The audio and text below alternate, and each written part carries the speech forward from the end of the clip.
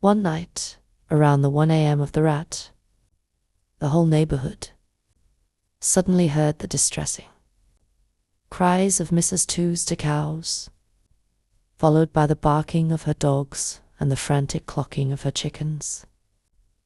Alarmed, her children and neighbors grabbed flashlights and rushed over, only to be met with a terrifying sight. Mrs. Two stood in the middle of the yard, her long white hair flowing down, frozen in place like a statue. Her mouth was wide open, her eyes rolled back, and drool was hanging from her lips. Her arms were outstretched in front of her, stiff as boards. In the barn, the 2 cows were lying dead, blood pouring from their mouths and noses, their heads resting against the fence as if they had died suddenly. The dogs, upon seeing the people arrive, cowered and huddled around their legs, whimpering as if they had just encountered a tiger. Her children carried her inside the house. Someone who knew how to check. Her pulse confirmed that she was still alive, but barely.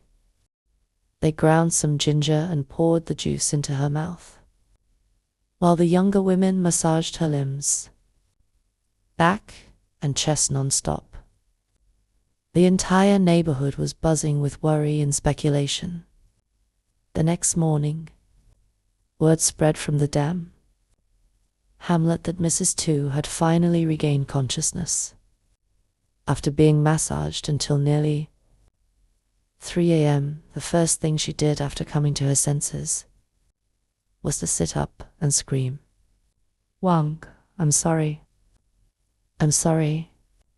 Please spare me. I don't want to die." Everyone had their suspicions before, but after hearing it straight from the mouth of this notoriously tough woman, the whole village was convinced. Last night, Aunt Huang had visited Mrs. Two's house, taken her 2 cows, and frightened the woman, who always claimed to be the most fearless in the village until she passed out in her own yard. The next afternoon, Mrs. Two's family held a grand ceremony, with the children carrying offerings to Aunt Wang's grave, which was still not fully settled. They set up the offerings, tearfully praying with deep reverence. Mrs. Two's daughter ran along the casuarina-lined road, wailing loudly, "Mother's soul, if you're out there, come back to us, you." She even mimicked the motion of scooping up grasshoppers from a rice field as she carried a tray. We kids watched from a distance, laughing so hard we clutched our stomachs. A few days after the ceremony, Mrs. Two seemed to have fully recovered. She started waddling her hippopotamus-like body up to my uncle's house to recount the events.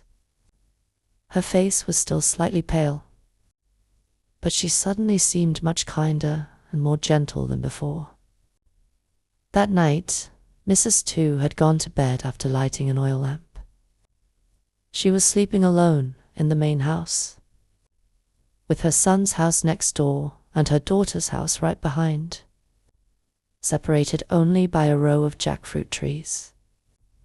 As she was dozing off, she suddenly felt a strong gust of wind, which was strange, as it was almost Tet, and yet there was a sudden surge of cold northern wind.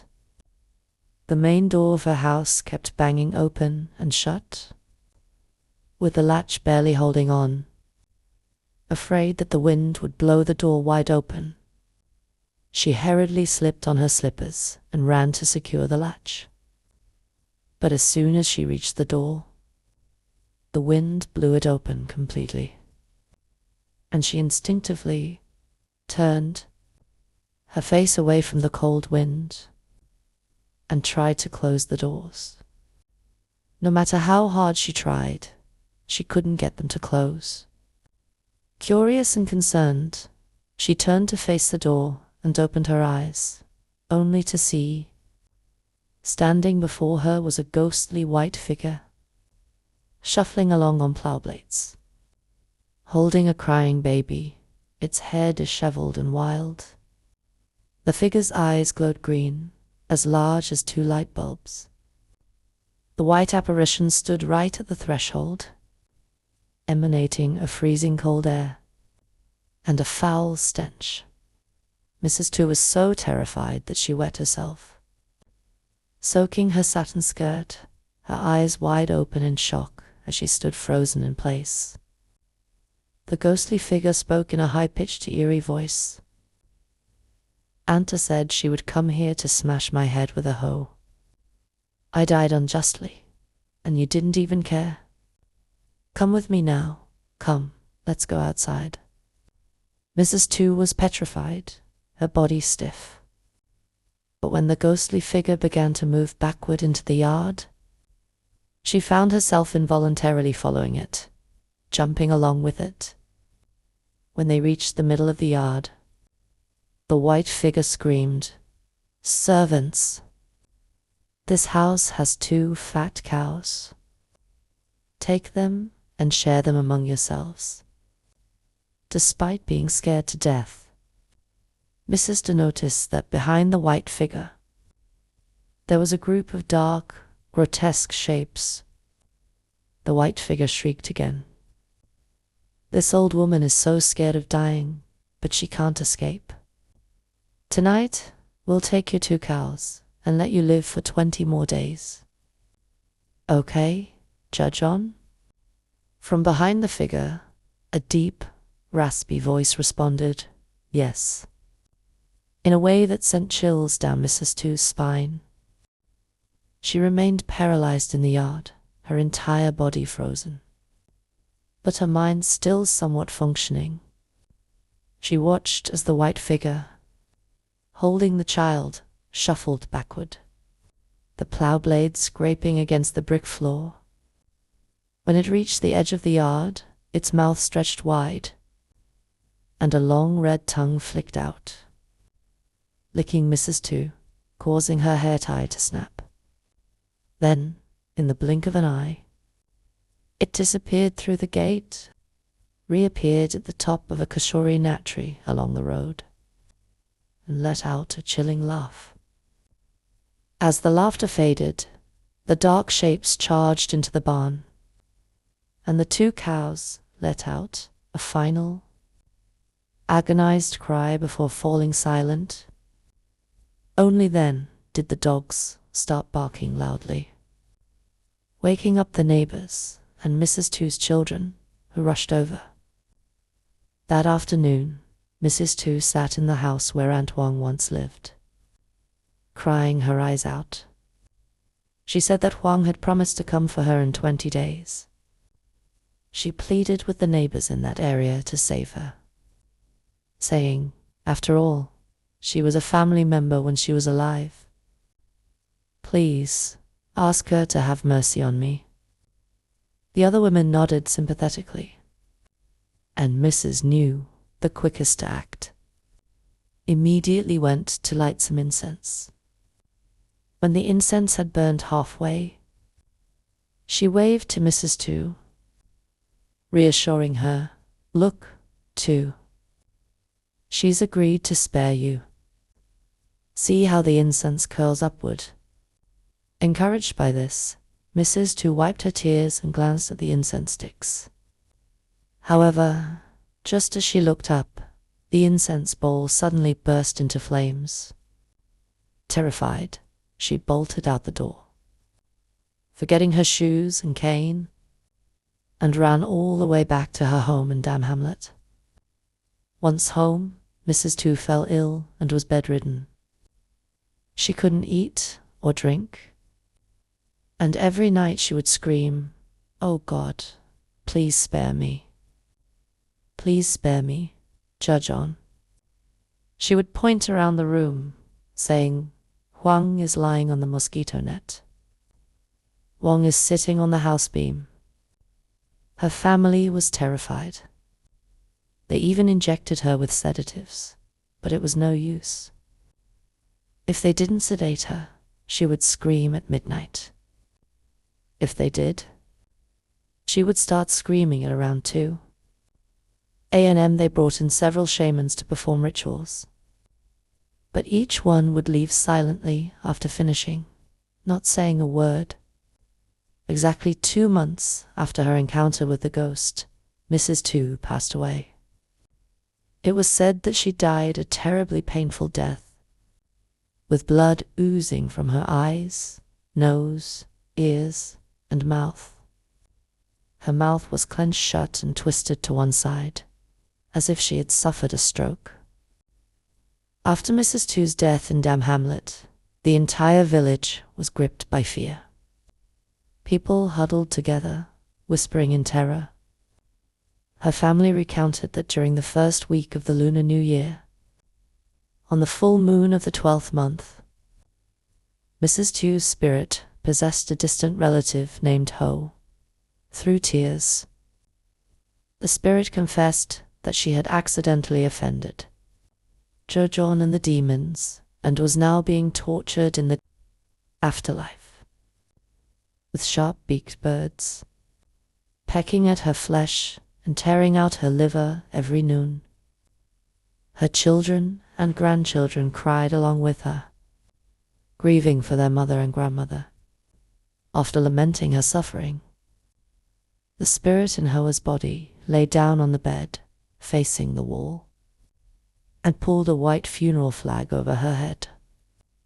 Her children and grandchildren gathered around, some touching her, others holding her, all weeping. After a while, they grew tired of crying, and the tears dried up.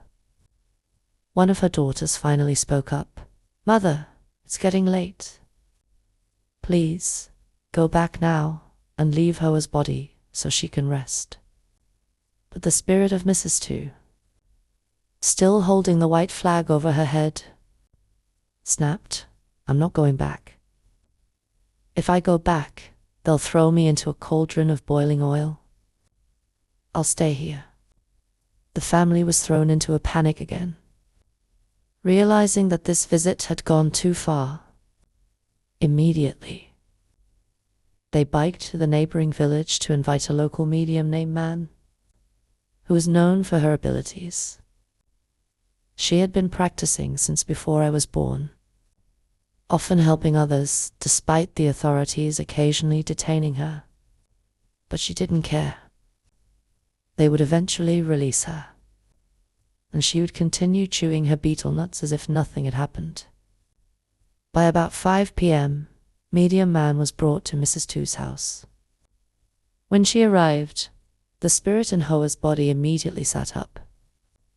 Having torn the white funeral flag to shreds and draped it over her head, sitting cross-legged in the middle of the bed, Medium Man lit incense and began her ritual.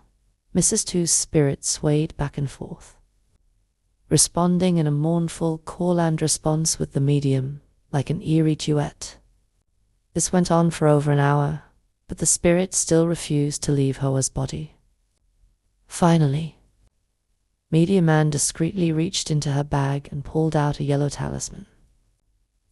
Approaching the bed, she continued her chanting, while Mrs. Tu's spirit swayed along. Suddenly, the medium flipped the white flag and slapped the talisman onto the spirit's forehead. With a blood-curdling scream, the spirit left, and Ho collapsed onto the bed, motionless. The medium announced, "She's gone. She's gone." By this time, it was dusk. As soon as the medium made her announcement, the gate of Mrs. Tu's house suddenly flew open, and the sound of creaking wooden wheels echoed through the yard. Everyone shivered and looked toward the gate, only to see a thick black mist, like a swarm of mosquitoes, rush through the gate, pause for a moment, and then disappear. The medium sighed as she sat on the porch. "The demons have taken her. Tomorrow, go to the temple and hold a requiem ceremony for her. You can't leave things like this." Her family, upon hearing this, began to cry again, mourning their mother and grandmother, tormented by demons in the underworld. "Oh, mother! Oh, grandmother!" they wailed in unison, while the wind howled through the casuarina trees, amplifying the sorrowful atmosphere in Dam Hamlet that evening. After the incident with Mrs. Two, things quieted down for a while. No one in my uncle's neighborhood encountered Aunt Huong again, and there were no more stories of her haunting anyone. That year, the villagers enjoyed a relatively peaceful Lunar New Year. On the 29th day of the Lunar New Year, around 2 a.m., the pigs in the village began squealing loudly. By the morning of the 30th, everyone was busy collecting their share of the communal pig slaughter. The scent of boiling rice, mung beans, and pork with pepper filled the air as the village hummed with excitement. Firecrackers popped everywhere, and the streets were littered with red paper. The entire village was alive with joy. In those days of scarcity, everyone looked forward to the 3 days of Tet, when they could finally feast on pork and chicken. For a while, people forgot about ghosts, preoccupied with their full bellies and drunken celebrations. Even the underworld seemed to celebrate Tet, taking a break from haunting the living. And so, the holiday passed peacefully. In early spring, when people returned to the fields to plow and plant, and life returned to normal, the story of Aunt Huong resurfaced, and the village once again buzzed with whispers. In the outer hamlet near my house, there were 2 men, Quan and Chong, who were about 23 to 24 years old at the time. They had been away mining for gold and had just returned home for Tet. Hearing the stories about Aunt Huong, they were skeptical. The elders in the village said that at 23 to 24 years old, these men were at the age when, if they were in the military and came home on leave, they would head straight to their wives' beds, forgetting even to remove their backpacks. They were strong, healthy, and full of vigor. When Aunt Rang passed away, these 2 men were not in the village. And when she haunted Mrs. Two and others, they had no knowledge of it and therefore didn't believe it. That night, after a feast of duck and several liters of Ven Ha cassava wine, they were drunk as skunks. The 2 of them challenged their drinking buddies, saying, "Anyone who dares bring me a mortar of rice tonight at midnight, I'll go and drive a 1-meter-long bamboo stake into Wang's grave." The whole group erupted in laughter and unanimously agreed. Quan grinned, flashing his gold tooth, and said, "You all sit tight here. I'm going to whittle a bamboo stake, and later Chung will complete the mission. We've roamed all over, BSE slept on graves, and haven't seen a single ghost." Chung, who was nicknamed the Hunchback, though he wasn't truly hunchbacked, just had a naturally stooped posture, slapped his thigh and chimed in, "Ghosts? My ass, only cowards believe in that crap." Then he grabbed a knife and went to chop bamboo from the grove in front of the house, while the others sat around drinking tea. Around 11:30 p.m., Chung, with the sharpened bamboo stake in hand, rode off on his black triangular-framed bicycle. He rode swiftly, with a flashlight strapped to his head, shining a beam of light on the path ahead. In the other hand, he carried a burlap sack containing the stake and a wooden mallet, heading straight for the cemetery. By 2 a.m., Chung still hadn't returned. By this time, the alcohol had worn off for the most part, and the group of drinking buddies, though still talking big, were chattering with their teeth. Only Quan, with the gold tooth, remained enthusiastic, saying, "Damn it, he's not back yet. Maybe he's busy screwing around with Huang." The whole group burst into laughter. Quan waved his hand and said, "Let's go. We'll head to the cemetery to find him." But when he said this, his drinking buddies all fell silent, exchanging nervous glances. Noticing their reluctance, Quan cursed, "You cowards. If a ghost appears, I'll blow up the whole damn place with a mine." Just as he finished speaking, a voice called out, "No need to go anywhere. I'm back." They all rushed to the door and saw Chong standing in the yard. Drenched from head to toe, one pant leg rolled up, holding his bicycle in one hand and the burlap sack in the other. The sack seemed wet, with water dripping onto the ground. "What the hell happened to you? Why are you soaked like a drowned rat? Why are you so cold, like a ghost?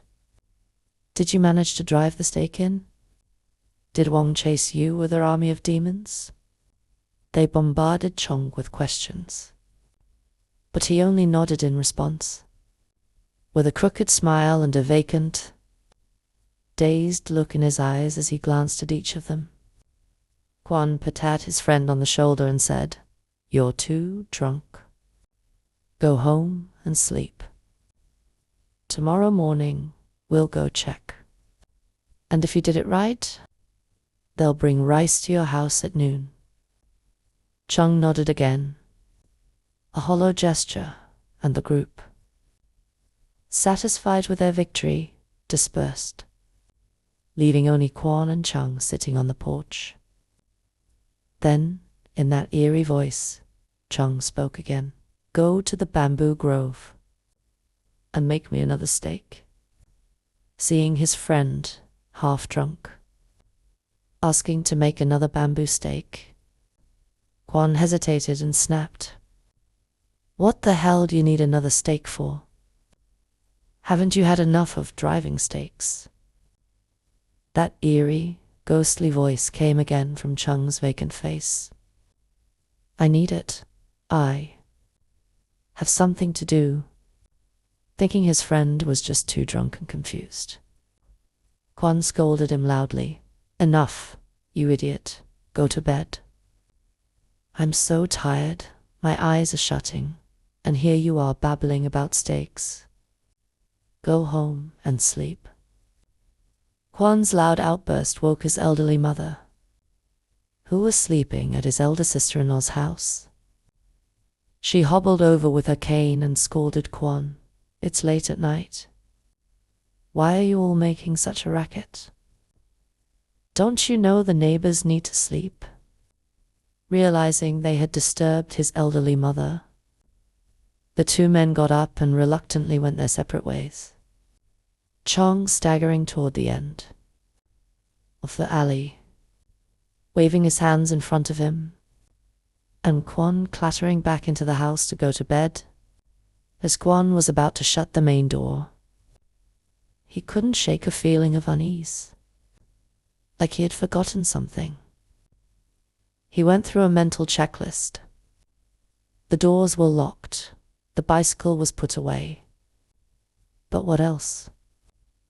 After pondering for a moment, he remembered the burlap sack with the mallet was left outside in the rain, and if it stayed wet, it would soon rot. Thinking it needed to be dried, he grabbed his flashlight and headed back outside to fetch it. When he picked up the sack, it felt heavy, but the mallet handle was missing. He must have forgotten the mallet at the cemetery, he thought. But what's in here? Could it be fish? He nudged the sack with his foot, feeling something soft and wet inside. Maybe it's fish after all. The hunchback managed to catch some on his way back. "Let's see what it is," he thought to himself, holding the flashlight in his mouth. Quan opened the sack and dumped the contents onto the ground. What he saw made him freeze in place, unable to utter a sound. The flashlight clenched in his teeth. In the beam of light, a severed human head covered in blood, with wide, staring eyes and wet, matted hair, grinned up at him, baring its teeth.